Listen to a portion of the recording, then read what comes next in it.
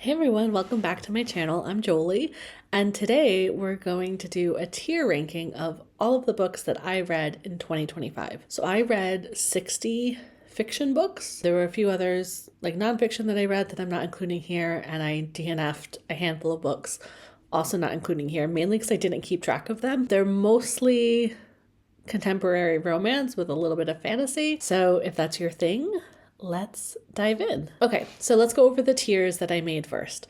Our top tier is You Showed Me Colors You Know I Can't See with Anyone Else. These are books that in some way changed me. They are perfect, no notes for the most part. Just in some way ruined my life in the best way. Can't stop thinking of them. Was sad to leave the world behind when the book finished. Loved these books. They became my personality for a while. I'm obsessed. Below that, we have But Daddy, I Love Him. These are for books which I know have problems. They might not be well written, they might have plot holes, they might have poor character development. In some way, they are lacking, but I can't bring myself to care because I had such a fun time reading them. And I really prioritize the experience of reading a book above almost anything else. Below that, we have It Was Rare, I Was There. These are for books that are basically like a 4-star book. They were very, very good. They didn't change me fundamentally. I didn't become obsessed with them, but they are good, solid 4-star books. I'm really not complaining about these books. Below that, you have You Come Away with a Great Little Story. So these are solid 3-star books. For me, a 3-star is the average rating of a book. A normal book pulled off a shelf, 3 stars. I will grade on a full scale of 1 star to 5 stars, and I will start basically with a book being 3 stars. Things that are good, bump it up. Things that are bad, bump it down. But for me, a 3-star is a compliment. If I rated a book 3-star, it means I liked it. I would recommend it. It was just a 3-star book. It was good. Below that, we have I Forgot That You Existed. This is books, honestly, exactly what it says of like, oh, if I hadn't gone through and like my journals and pulled out all of the books that I read, I would not have remembered that I read these. I might have had to look up what the plot was to remind myself of what I read. They were probably fine. They weren't memorable. They didn't leave a mark. Then we have Maybe We Got Lost in Translation. This is for books which I think are good books, but I just personally didn't enjoy, or books that I didn't like, but I know lots of other people did. I think they're good books. They just weren't for me. And then we have I Regret You All the Time, which is books that I just flat out didn't like. And for some of these, it might be like 90% a good book, but then the one thing just ruined the book for me. It's in there. Like, I regret that they did that. I regret the whole book. Either of those work. So we're starting on a high note. Any Trope But You is a But Daddy, I Love Him. I loved this book. I'm obsessed with this book. The main character is an author, which is one of my favorite kind of tropes, we'll say, because I think it allows the author to like self-insert into the book in a way that like makes the characters feel really real. So this is a female main character, author, romance novelist, but she doesn't believe in love. Like, she doesn't believe in happy ever afters. And in her own way, like, dunks on her own books. And this gets like leaked to her fans, who then kind of turn against her. And so she's like, right, I'm going to go to Alaska for like 3 weeks and I'm going to write a new genre. Like, I will write, I think, like murder mysteries or something like that. And then she goes to Alaska. Basically, all of these tropes from her books, from the romance genre in general, start happening to her. Like, she meets this guy and he's like a doctor. Like, then, there's like a snowstorm. There's all these things. And it's so funny. I laughed out loud multiple times while reading this book, to the point where my partner kept being like, what's so funny? What's so funny? And I had to like pause and explain what was happening. I loved it. I loved it so much. The ending could have been a little stronger, but I loved it. Like, I can't tell you how much I love this book. So yes, there are probably some problems. And if I was reading it like more critically, I can maybe pick it apart, but I just don't care because I had so much fun. Atmosphere, You Showed Me Colors You Know I Can't Stay With Anyone Else. This book is probably my favorite book of the whole year. There's a slight recency bias there in that I got it for Christmas and I read it like immediately. So I read it very recently, but this book made me cry, and that never happens. I'm not a big like emotional reader, and I am not a big crier, but this book did it. It hit me in spots that I didn't know I had, and I'm obsessed with it. It follows Joan, who is an astronaut. We start out in Joan's present day, which is like 1980s, and she is being Capcom. So she's the astronaut down on Earth talking to the astronauts up in the space shuttle on their mission, and a catastrophe happens. So we start the book in essentially in a plot structure, the Dark Night of the Soul. We start it at like the climax, the lowest of the low. And we don't know any of these characters, and so you're not like super invested into this thing that has happened, but it's there. It lingers. And then you jump back into the past and you begin to fall in love with all of these characters. And we're just working our way then kind of towards the climax, which you know what's going to happen, but that doesn't take away from it happening. It makes it almost more impactful. You're reading about these characters and you're just holding in the back of your mind what's going to happen to them. And it's just beautiful. It's a beautiful queer love story, but it is not a romance necessarily. Like it is, but it's so much more than that. It's just perfection. And I like the way there are a few different love stories. Like I like when authors play with, what is a love story? What does that mean? Who gets to be in love? What are the different ways we as humans love each other and experience love? And what are the relationships that are meaningful and worth writing about? It's beautiful. I'm not over this book yet, and I like could almost immediately reread it. Okay, then we go to Baby Dragon Cafe. You come away with a great little story. It's cute. I didn't super love the world building. So female main character runs a cafe where people can bring their baby dragons. Think of it like a kitty cafe or like a dog cafe. She's not allowed to have a dragon because only certain families are allowed to have dragons. And she's not like of that tier of family. But she gets asked to train a dragon by this guy, and then they fall in love. It's cute. It's sweet. There's a little fake marriage trope in there. Yeah, it's just a great little story. It was a fun read. I haven't read any of the others in the series. I don't know if I will. Sometimes you just need a fun read where you know like nothing bad is going to happen in this world. Not spicy at all if that's like something you like or don't like. But yeah, it was cute. Beach read. Maybe we got lost in translation. I read Happy Place by Emily Henry, and I didn't like it. But everyone who I like follow on the YouTubes loves Emily Henry. And so I watched a whole bunch of people like tier rankings of just Emily Henry books. And a lot of people who didn't like Happy Place had Beach Read as like their 5 stars, obsessed with this book. So I was like, okay, Beach Read is about writers, which is something I love, and like, let me give this a try. I didn't like it at all. I don't like the way Emily Henry, in this book at least, like did character development.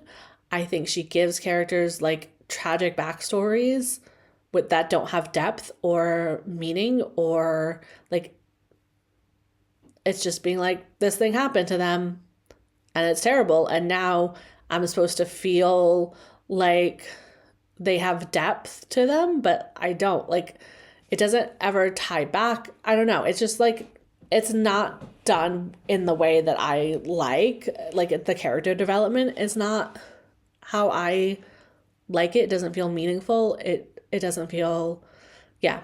I just don't like it. I know lots of people do. No, absolutely no judgment. If you love Emily Henry, if you loved Beach Read, I thought I would. I thought it being about authors would be something I like, but it just wasn't for me. Before I Let Go goes in It Was Rare I Was There. This is by Kennedy Ryan. It is a second chance romance following a divorced couple who now still has to interact. They have to co-parent. They have to tend to or deal with certain things that are coming up with their children, kind of as a result of the divorce, like behavior, things like that. They run a restaurant together, so they are still like in business together. They have to navigate that relationship. And then they have to navigate this terrible tragedy that happened in their lives. And essentially it's like, what caused their marriage to end? But the thing that you think caused a marriage to end is like rarely the thing that caused a marriage to end. And I just thought, like, I don't know that most people would describe this as an enemies to lovers. And I'm not sure I 100% would, but I think I definitely could make an argument for it being an enemies to lovers, in that when I talk about an enemies to lovers, there should be a thing, usually like an external thing or like a past behavior thing, that means these two characters being together can never happen, right? It's like, he killed her sister, which was coming up in the series of books that I read this year. Their families have been at war for ages. Like, there's a thing. He kidnapped her father, as in Beauty and the Beast. There's a thing that's like insurmountable. These two characters cannot be together. And yet somehow they do. And we as readers buy into their love story. And those two characters overcome the insurmountable. And their love transforms each other and wins out. That is, for me, an enemies to lovers. Like, the enemies part is they are opposed in some way. And these two characters, they're divorced. That is pretty much enemies. That's fairly insurmountable for like an unresolved divorce. It's not necessarily amicable, although they do start to get on at, like, they have the pretense of getting on with each other. Anyways, this book handled that so well and so beautifully that you really buy into their story arcs and their transformations, and ultimately end up rooting like for them to get their happily ever afters. And so yeah, it was beautiful. Before We Were Strangers, I had to relook up what this book was about. And then I was like, oh, I didn't really enjoy that one. It was okay. It was not bad. It's another second chance. And it skips back and forth between the first time this couple were together and then present day, where they like have re-met. And I just never really bought into their romance the first time. And so like in all of the past cutscenes, let's say, I wasn't bought in. I wasn't rooting for them. I didn't quite like them together. I actually, had a lot of issues with their relationship in the past, which made it very hard for me to root for them in the future. There's also like a miscommunication trope, which I really don't like. And so this book just like wasn't for me. I just didn't really like it. Okay, Beg, Borrow, or Steal. Very cute little story. Again, the main characters are writers. That was a trope that I was specifically seeking out this year. And maybe at some point I'll compile all of the books I have read in which the main characters, one of them or both, are writers. It's the third in a series. You don't have to have read the other books to have read this one, but you have met these characters before in the previous two books, or met the female main character in the previous two books. So like the world was already a world I was familiar with and a world that I liked. It's like very small town vibes. And I really liked it. Better than the movies. I think this is going to go in, but Daddy, I love him. Lynn Painter is an author who can write a very fun book. Better Than the Movies is a YA, so the characters are in high school, and the female main character is obsessed with rom-coms and, you know, is kind of looking for that love or that love story that exists in movies. And, you know, it's sort of one of kind of the trope of like he was there all along, but she never noticed. Anyways, her and Wes, the male main character, their love story is so cute. This was just a fun read. Its plot is fairly shallow, but it was just fun. It was absolutely fun. Breakup Tour, hated. I don't even want to talk about it. I hated it. It was terrible. Bride, loved it. I thought this was really, really fun. Very silly and in spice. Like I mean, it's good. Like, it knows what it is. It's a werewolf vampire, a little bit of Fated Mates in there, spice, and chef's kiss. It was good. But it also had like a really interesting plot besides the romance.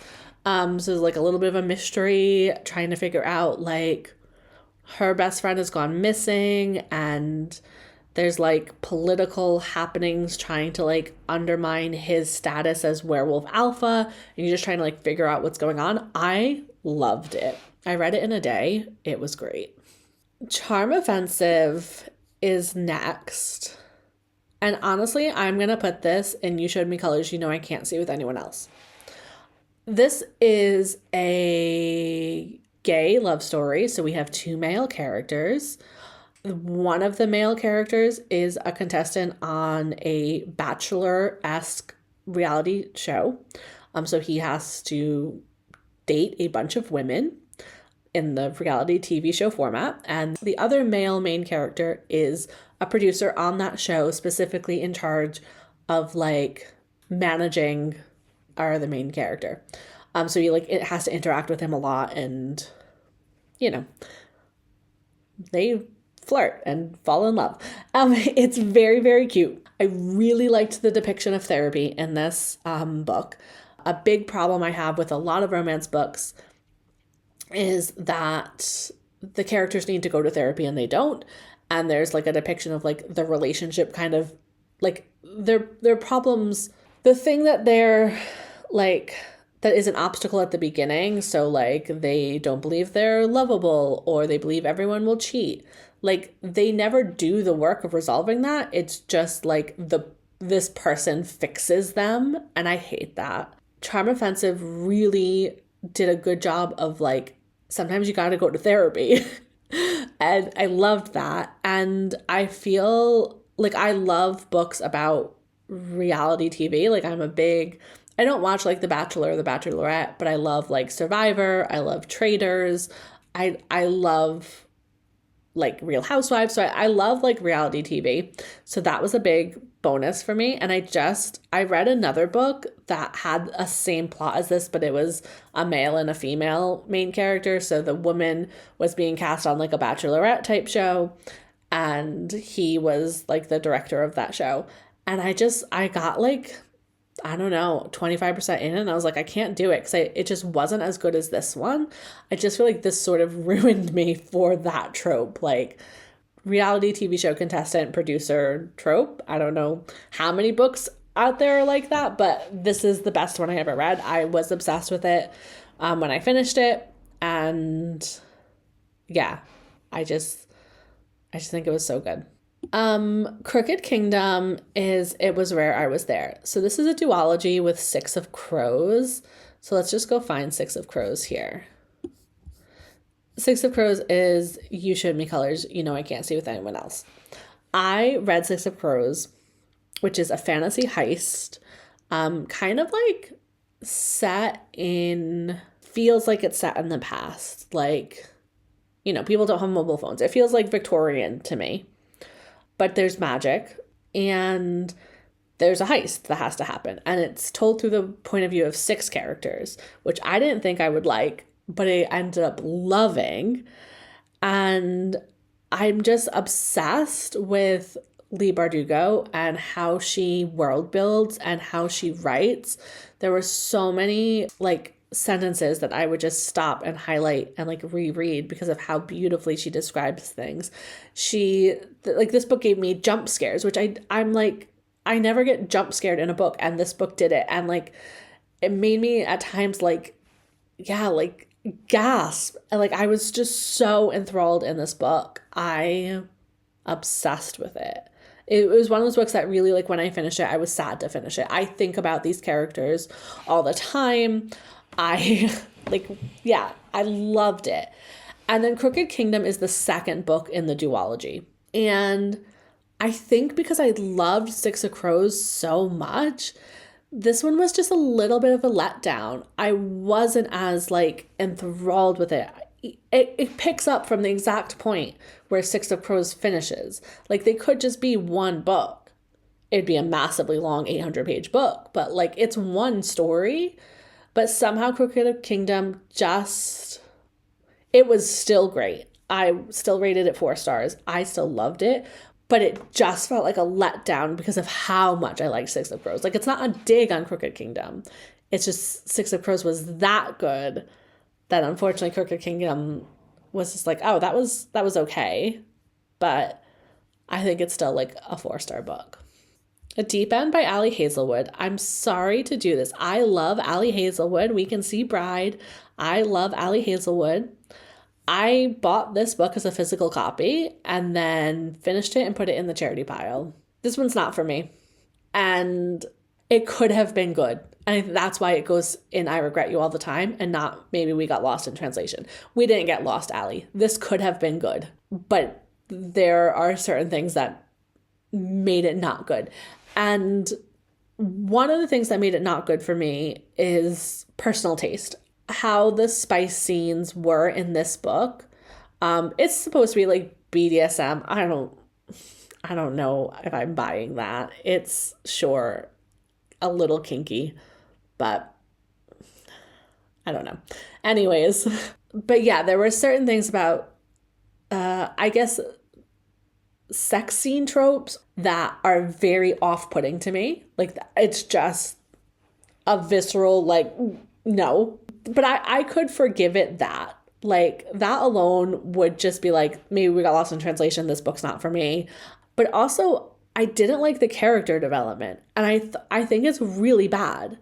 I feel like the character Scarlett, our female main character, so she's a diver and she like can't do dives anymore. Like, she's lost her ability to it's like a mental block. Like, I think it's supposed to be like Simone Biles in the Olympics, like that type of thing, where she's just like can't get herself to do the dive that she's supposed to do. Her body does something else. And he's a swimmer. And they meet essentially because they're both into kink. And like, someone who knows that they're both into kink is like, you guys should meet up and then you can do this thing with each other.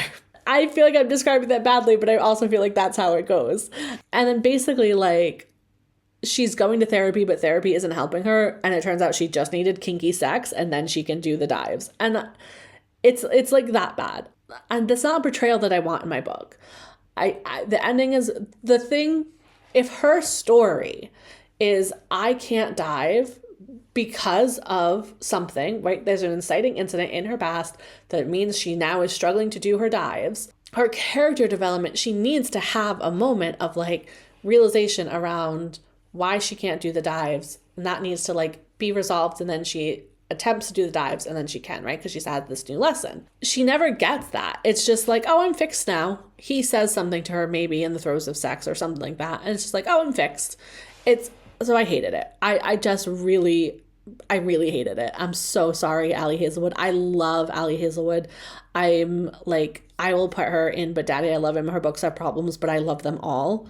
But just not Deep End. I won't with Deep End. It shouldn't exist. Moving on. Entreat Me. This is a Beauty and the Beast retelling. It was fine. I really have nothing to say about it. I wanted it to be so good. And as soon as I kind of finished it, I was like, right, erasing that from my memory. Same thing with Ex Appeal. Ex Appeal, whoops, it goes in I Forgot You Existed. It's, again, like the third maybe in a series. I really liked the other two books. I had this on my Kindle waiting to be read for ages. And then I was just like, okay, I'm going to push through and I'm just going to finish this book.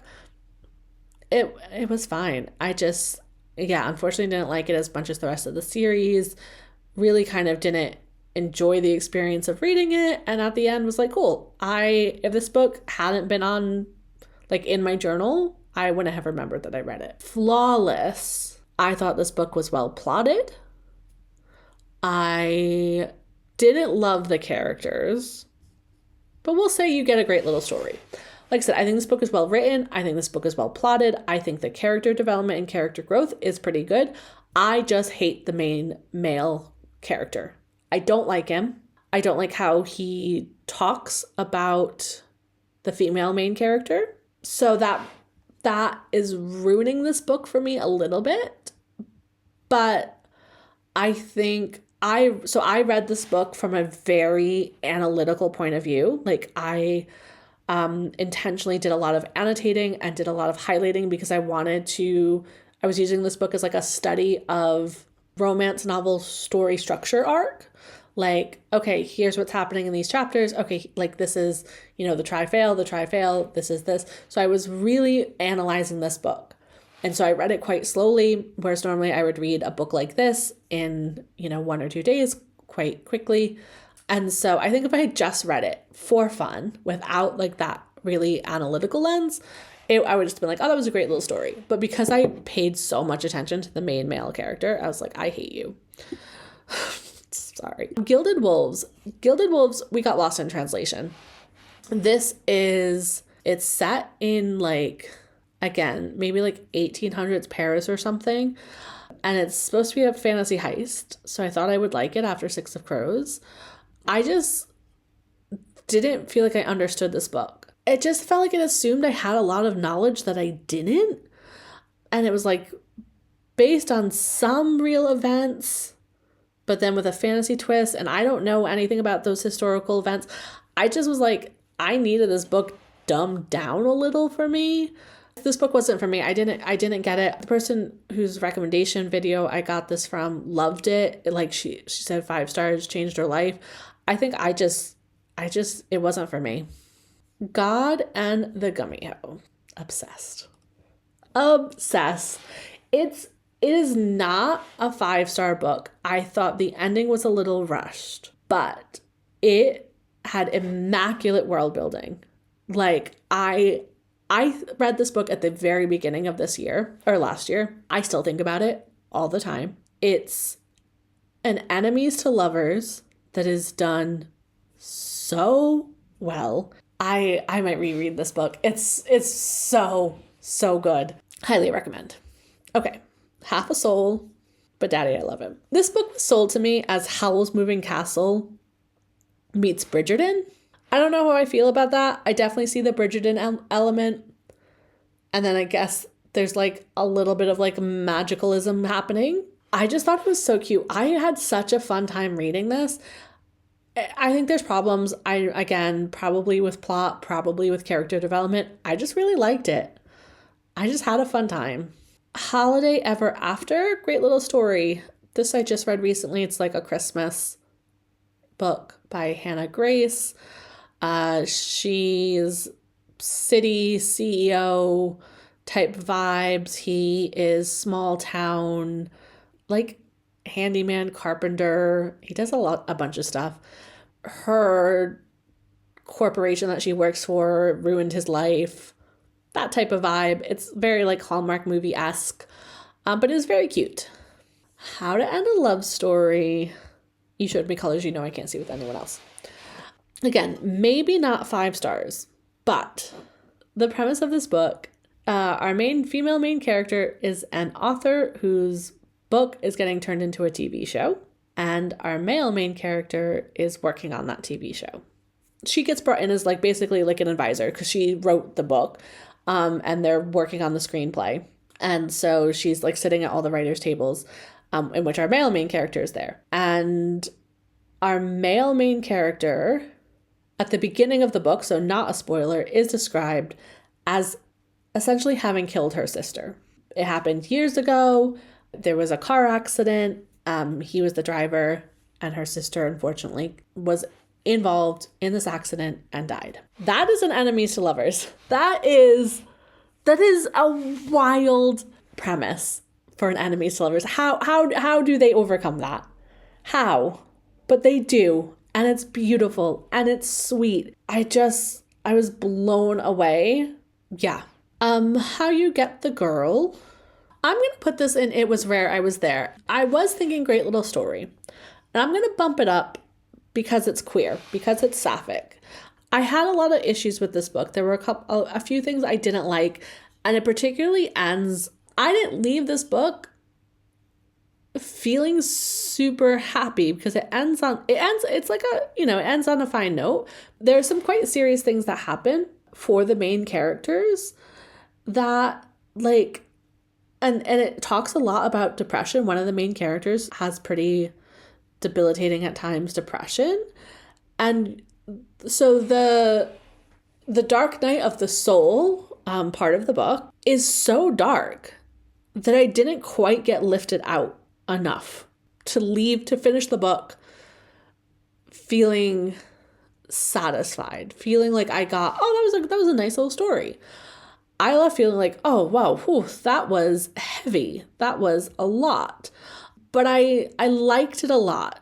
I think it was well done. One of our main characters is a high school basketball coach. The other main character is a former female basketball player who then comes to help out. And that is our setup. But I just really loved it. There's so few, for me, really satisfying, really good depictions of two women falling in love, and it did that beautifully. So we're going to leave it in It Was Rare. Juno Dawson, Human Rights. This is the third and final book in the Her Majesty's Royal Coven series. Okay, this was my least favorite book in the trilogy. So we're going to put it in It Was Rare, I Was There. The trilogy as a whole, you showed me colors, I can't see with anyone else. Amazing, amazing trilogy.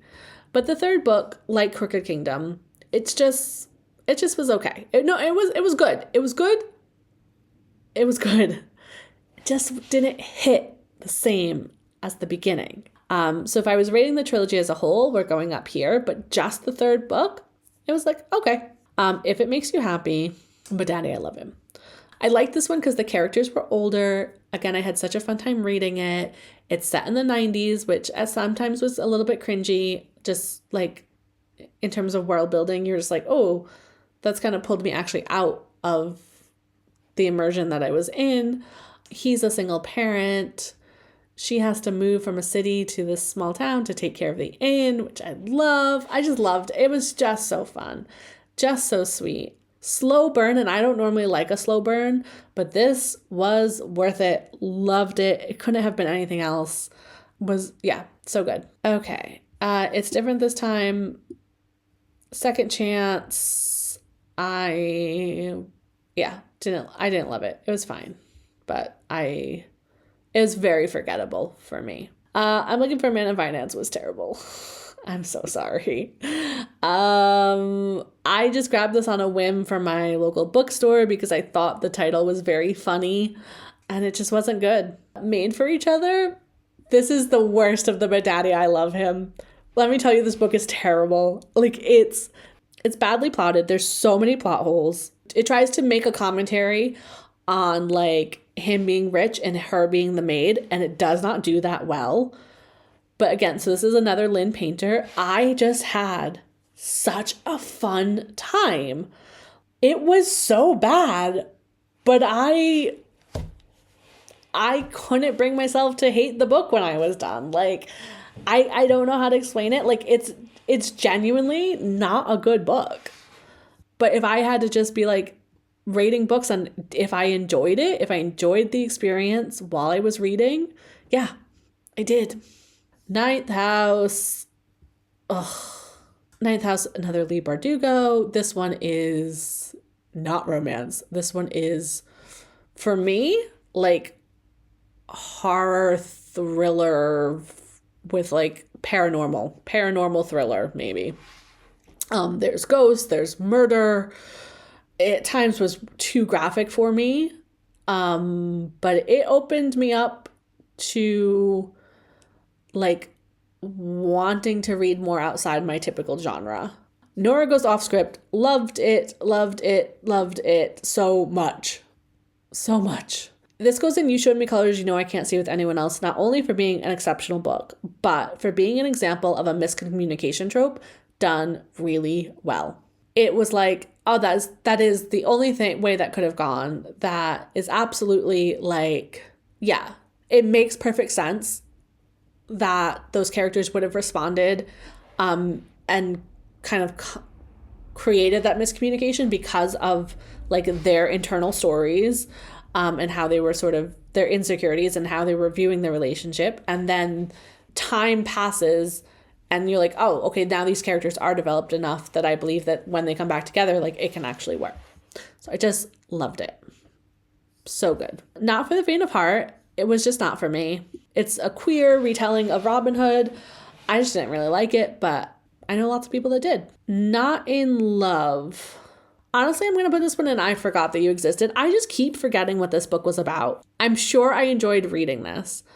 I think it just wasn't my favorite when I finished it. I was like, oh, that was fine. But I can't tell you. Like, I sort of remember what it was about now because I just read Problematic Summer Romance, which features characters that were in this book. So I'm like more familiar with these characters. But until I had read Problematic Summer Romance, I was like, I don't remember these characters at all. So yeah. Not in My Book. Amazing. How good was it? It was like up here. Not My Book, Enemies to Lovers. Both writers, they're in like a creative writing master's program type thing. And the teacher's tired of them bickering. So it's like, right, you guys will work on this project together. And they have to essentially write a book together.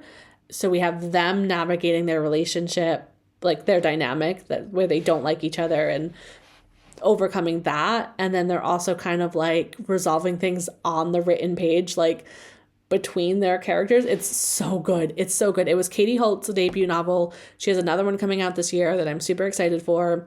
It was set in New York City and done in the way where like New York City is like a character of itself with its brownstones and just the imagery of being in New York City, which I loved.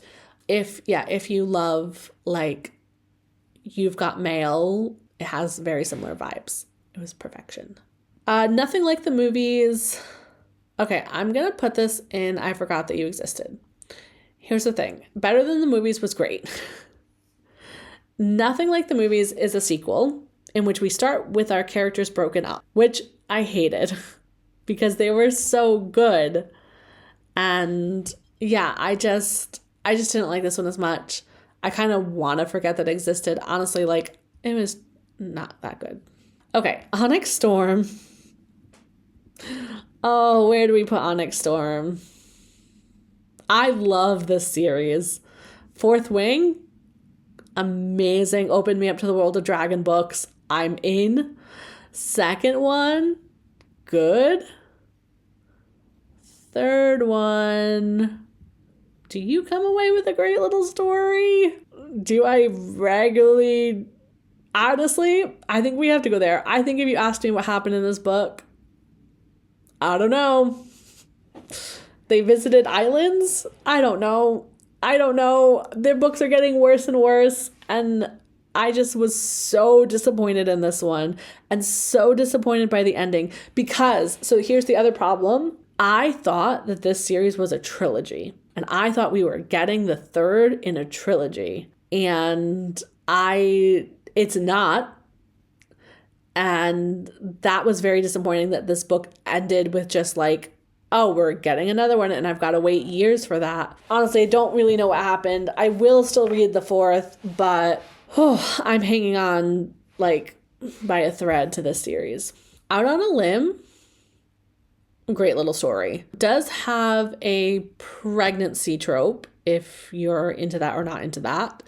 Really good representation of limb difference and very cute world.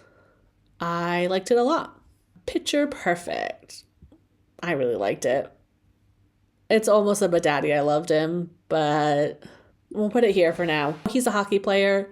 She's a baseball player. It's really cute. The Prospects, maybe we got lost in translation. The Prospects, I think, was just not for me. In that, just like, I was not the intended audience. I found it quite, honestly, a little dull. Like, it didn't have enough of a plot for me. It was really cute and sweet, but just, yeah, maybe I just wasn't like in the right headspace for it. Queen of Nothing and Wicked King are the second and third book in what starts with the Cruel Prince trilogy by Holly Black. I read these at the beginning of last year. I don't think these are both 5-star books. I think Wicked King probably could go down to here. Maybe we'll put it there.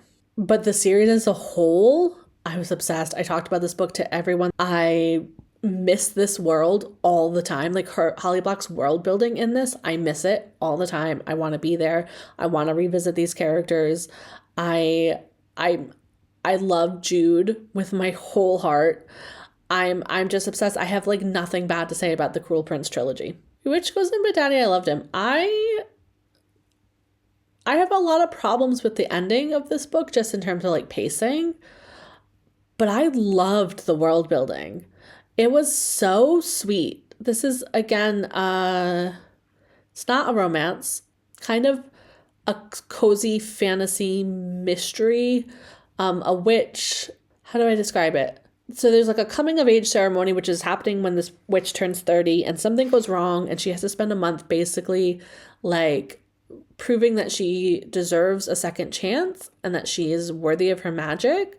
But there's like forces at play that is maybe things that happened weren't because of her or her lack of ability, but because of something else. It was just very cute, like really, really good world building. But yeah, the ending had problems. Just in terms of pacing, it was good. It overall was good. When I say I had problems, I just mean I was like, oh, that could have been done better. The Roughest Draft. So this is by the same authors as The Breakup Tour, which is spoiling how I felt about The Roughest Draft. I read The Roughest Draft first, and I liked it. I thought the writing had problems in that it was often just like very tough to read. It wasn't like an easy kind of fun time reading. Like I'd have to reread paragraphs and be like, oh, what did I just read? But it was about writers as a theme. And these two authors, they wrote a hit book together. And then something happens and they don't speak to each other, but they have to come back to finish out their contract and write one more book. I liked the way this one jumped back and forth between what happened the first time they were writing and then what's happening the second time, because you don't know why these characters don't speak anymore, why they're essentially enemies. It's not revealed like at the beginning, it unfolds. And so I liked that. I liked the plot structure a lot. And the characters were fine. They were like, literally, they were just fine. I think it was the plot that I was like, oh, this kind of has meat to it. But the writing structure and style was a little hard. Scandalized literally forgot what this was about. Brandon Sanderson, I'm going to put in maybe we got lost in translation. So this is Skyward, which is a YA like science fiction that he wrote. I just picked this up because it was in the returns pile in my library. And while I was checking out books, and I was like, oh, I know this is the first in a series that he wrote. I just didn't know anything about it. For like what it is, I'm sure it's a great book. But for me reading it, I was like, oh, it's just not for me. And that's totally fine. The same thing with So Thrilled for You. This is not a bad book. It's actually quite a good book. I just didn't like it in terms of I didn't have a fun time reading it, and I finished it and was like, oh, I could have done without having read that. It just wasn't for me, and it's not a criticism of the book. Sunrise on the Reaping. loved it. What can I say? It was excellent. It broke my heart. Beth O'Leary Swept Away. I have to put this in I Regret You all the time. This is an interesting take on a romance in which the two main characters have a one-night stand on a houseboat. They wake up, their houseboat is in the middle of the sea, and they are essentially lost at sea, which is not a romantic setting. It like takes a day by day of them out at the sea, and it's really well written, and it's really captivating, and there are times in which things are done to escalate the sort of threat level. Like the author makes choices to kind of like literally, if we're on like they're not in peril, they're fully in peril and about to die, there's choices that she makes, not that the characters make, but like the author makes, just I felt like to tick up that kind of peril level. And you're like, oh, I don't know if the characters would have done that. So that was like, okay, but you know, we can't just read a book about two people who were lost at sea and nothing bad happens to them and then they get rescued. So that was fine. What I hated was something happens when they get rescued. It's a twist / miscommunication trope, and I hated it. It ruined the book for me. It didn't need to be there. It didn't add anything to the book. It didn't need to be the conflict that pulls our characters apart. There were plenty of other conflicts that I think the author could have done. God and the Gwisin. This is the sequel to God and the Gummyho. It was not as good. And it was a kind of a letdown. Okay, the next book on the list is The Pairing. This is also, maybe we got lost in translation. I love Casey McQuiston. Like, love them as an author. This book, a big part of the plot was centered around, or maybe not even the plot, but just like the world building was centered around them being on like this food and wine tour. And so a lot of descriptions about food and wine. And I just wasn't into it. But I really liked the representation of just like queer representation, non-binary representation. It's a second chance, which is not my favorite trope. Maybe I was not in the right mood. It just wasn't for me. But I think it was like, I'm sure it's a very good book. It just didn't hit for me. Prisoners, Throne, and Stolen Heir, I'm going to put in I Forgot That You Existed, mainly because I wish I forget that they existed. I don't regret them. So they are follow-ons from Queen of Nothing and Wicked King, but they are about two different characters from these books, and they just weren't that good. And I'm so mad that they weren't that good. Like I wanted to spend more time in that world. And I think that's the only thing that kept me going with these books. So I would like to forget that they existed and just only have the solid 3 trilogy. Tusk Love, listen, it's a good time.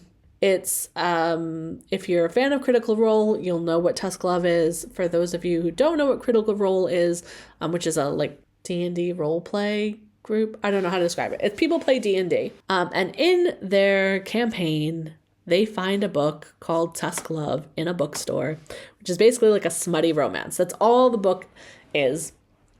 In their campaign, it's a smutty romance, but they often like read from it, and you know the characters.